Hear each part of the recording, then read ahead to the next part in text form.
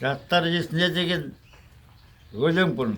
Жастарға есінде болсын деп. Әсіресе табын балдарына. Табыннан шыққан ғұлама, батырың кім деп сұраса, табынның бірі атанған, асан қожа атаң бар. Батырың кім деп сұраса, асау барақты атаңдар. Мырзаң сенің сұраса, тоғыз қанат ағарда құдай шүкірдей үйің бар. Бейіңді сенің сұраса, қара қылды қақ жылған досы деген бейім бар. Кеңес кезінде жоғалған шежірен жиыңдар. Табынан шыққан ғұлама ақын екен тағы бар. Дошекең екен ғазірет, адам екен құдырет.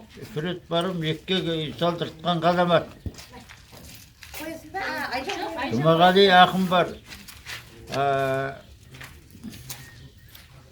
Меккеде 10 жыл оқыған, білімге елді қандырып, ақыл оймен тоқыған. Бес мешіт салдырған Доңыздаудың жерінен.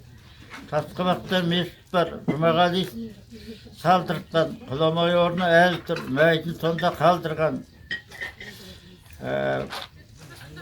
Бір ел болып жатырсың, ағайын туыс бауырмен, жиі келуге қашық болды қауымың.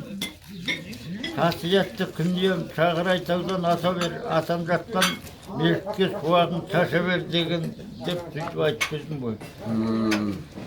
Сонда ойбай, Дошекең ғазіреттің сонда ол айтып еді. Сонда дайындалып жатырмын, кел деп.